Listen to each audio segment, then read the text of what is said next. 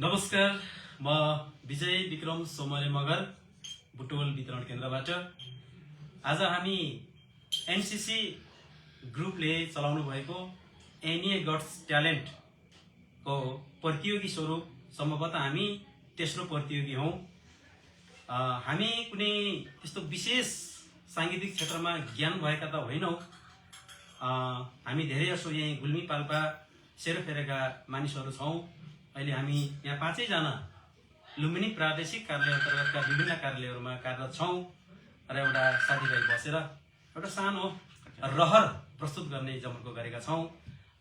म यसैगरी सबै साथीहरूलाई आफ्नो परिचय दिन अनुरोध गर्न चाहन्छु। म विजय मगर बुटोल वितरण केन्द्रबाट अहिले बाँसुरी प्रयास गर्दै।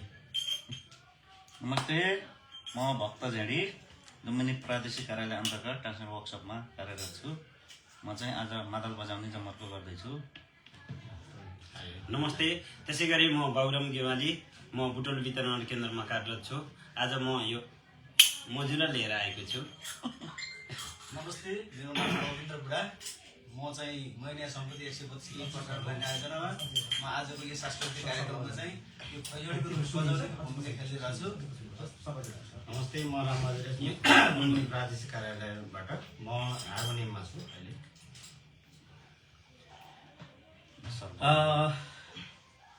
गीत सङ्गीत असाध्यै सबै प्राणीलाई मनपर्ने विधा, मनपर्ने क्षेत्र हो।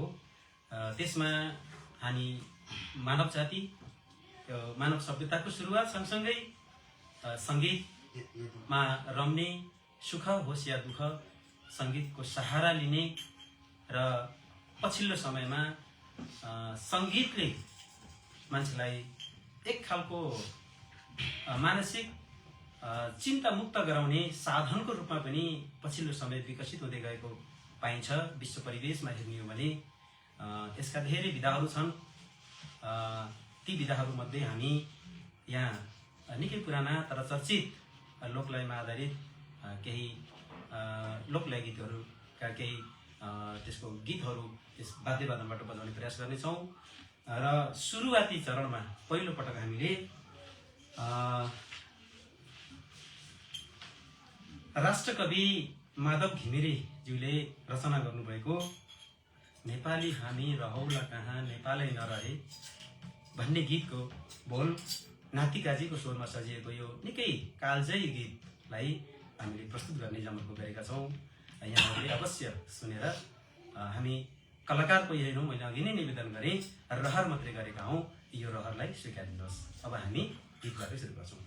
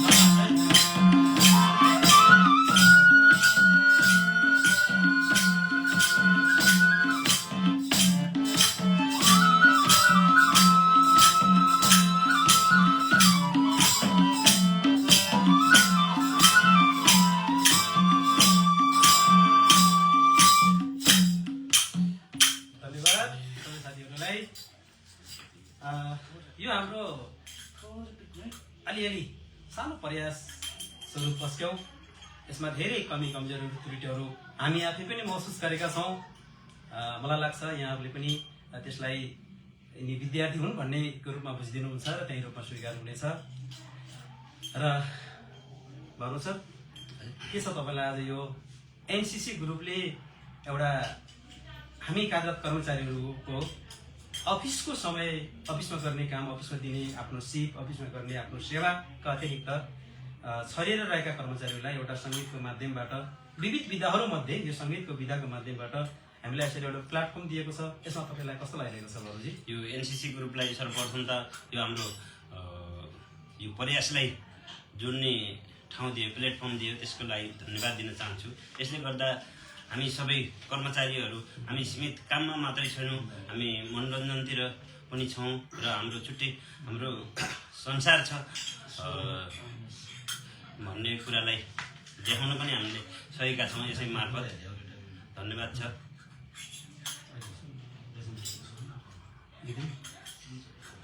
अनि सर भन्नु न के छ हजुरलाई कस्तो लाग्छ?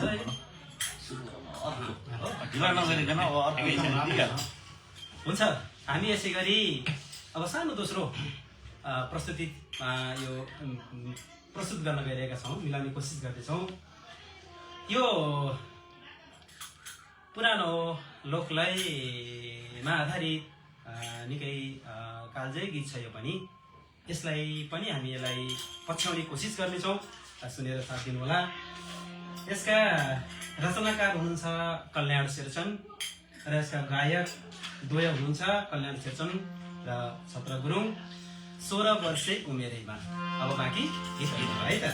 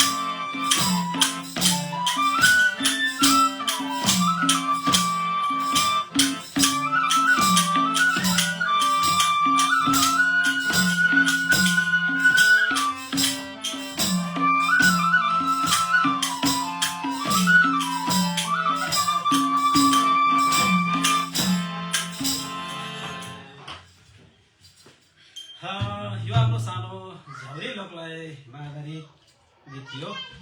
यसका शब्दहरू निकै मार्मिक अनि धर्मस्पर्शी र मायालु स्वभावका थिए। हामीले अलिअलि प्रयास गऱ्यौँ। कस्तो लाग्यो यहाँहरूले यो लाइभ हेरिरहेका सम्पूर्ण आदरणीय सर म्याडमहरूलाई हामी सम्पूर्ण यो टिमबाट पुनः हार्दिक नमन छ। यहाँहरूलाई धेरै धेरै धन्यवाद पनि छ, स्वागत पनि छ। यसमा यहाँहरूले आफ्नो प्रतिक्रिया जनाइदिनुहोला ताकि हामीलाई सुधार्ने अवसर, सुधार गर्ने मौका मिलोस्। त्यसो गर्दै हामी बुद्धको जन्मभूमि पवित्र धर्मस्थल लुम्बिनीको काखैमा रहेका हाम्रा वितरण केन्द्रहरू लुम्बिनी प्रादेशिक कार्यालय अन्तर्गत बुटवल वितरण केन्द्र, त्यसरी लुम्बिनी प्रादेशिक कार्यालय र मैनिया 132 केन्द्रीय प्रसारण लाइन आयोजना का पनि मित्र हुनुहुन्छ। अन्य वितरण केन्द्रमा रहनुहुने, अन्य कार्यालयमा रहनुहुने आदरणीय नेभी प्राका कार्यरत कर्मचारी सर म्याडमहरू, निवृत्त हुनुभएका, नवप्रवेशी हुनुभएका र हामीसँग समकालीन रहनुभएका हाम्रा अग्रज सम्पूर्ण कर्मचारीज्यूहरूलाई हाम्रो एकमुष्ट यो रात्रिकालीन भनौँ अब पुनः अभिवादन छ, हाम्रो हार्दिक नमन छ। यहाँहरू लुम्बिनीको भ्रमण गर्न अवश्य आउनुहोला। त्यो आएको मौकामा हामीहरू तपाईँहरूलाई भेट्न पाऊँ, हाम्रो वितरण केन्द्रहरूमा यहाँहरूलाई स्वागत गर्न पाऊँ, धेरै केही नपिन बसेर एक कप चिया खाएर सुख दुःखका गफ गर्न पाऊँ।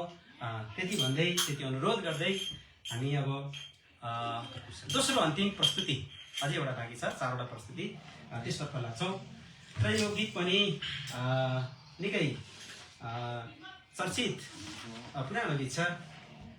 यसका रचनाकार हुनुहुन्छ बुद्धि परियारज्यू र यसका गायक हुनुहुन्छ सुन्दर श्रेष्ठ र दिवाकर जोशी। आदरणीय गायकहरू, रचनाकारहरूप्रति हार्दिक सम्मान व्यक्त गर्दै बाँकी यो गीतबाट, यो म्युजिक प्रस्तुतिबाट स्वीकार्नुहोस् रेशम हिरिन।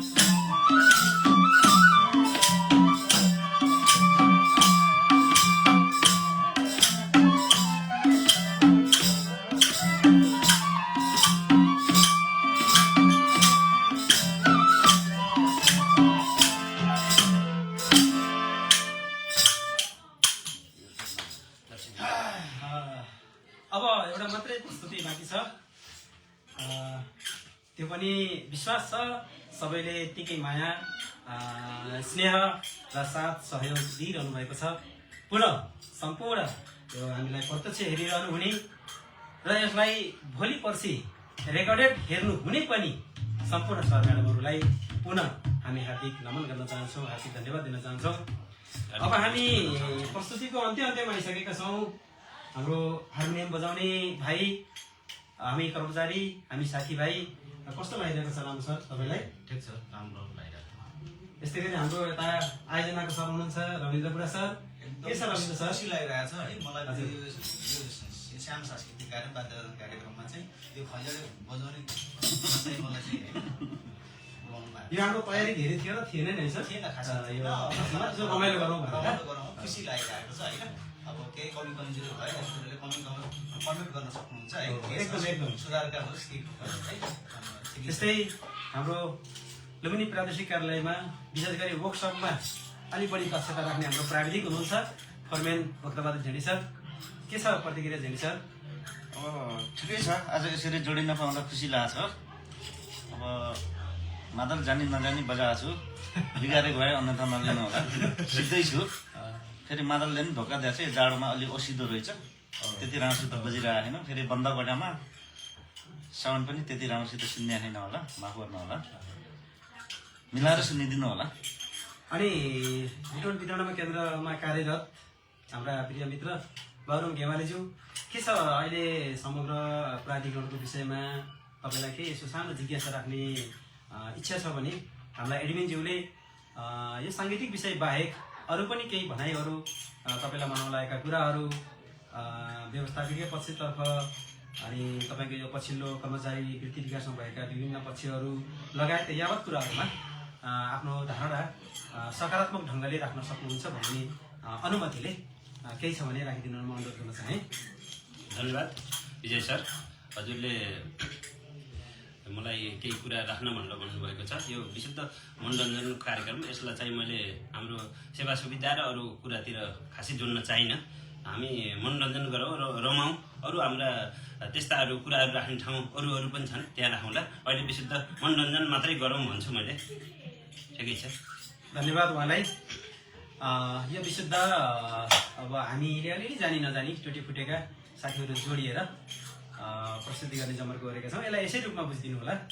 अब हामी तल्लो तहमा बसेर काम गर्ने कर्मचारीहरूलाई व्यवस्थापन तह, उच्च तहमा रहनुहुने हाम्रा अधिकारीज्यूहरूले हाम्रा पीरमर्काहरूलाई समयमै नीतिगत व्यवस्थापन पारदर्शी ढङ्गले, व्यवस्थित ढङ्गले, वैज्ञानिक ढङ्गले गरिदिए हुन्थ्यो भन्ने हामी सबैको मनमा छ, गरिरहनु भएकै छ र अझै राम्रो गरिदिए हुन्थ्यो भन्ने हाम्रो अनुरोध पनि छ।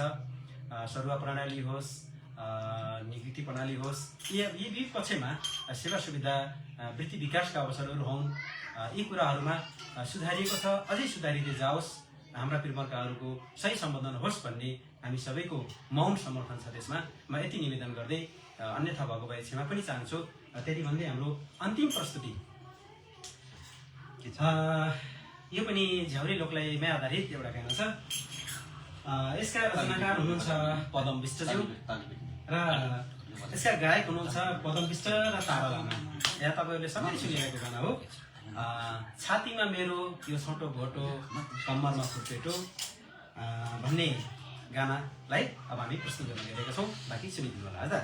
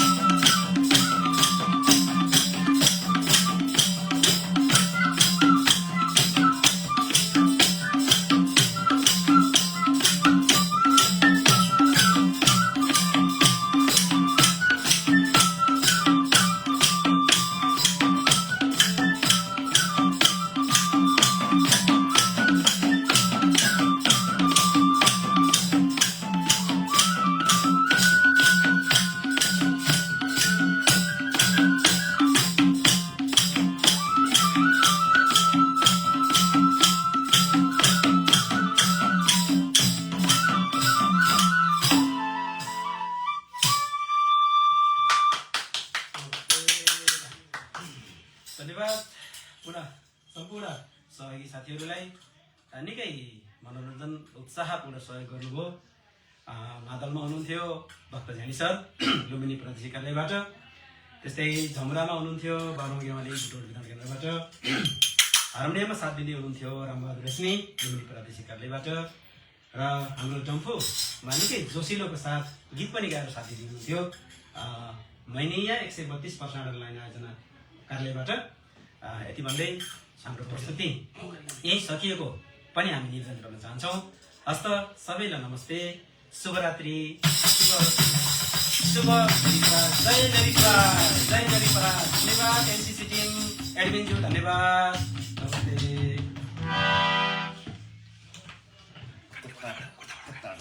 फिनिस गर्नु फिनिस फिनिस भयो। भगवान् ए हुन्छ त्यहाँ गरेर ऊ देखिएको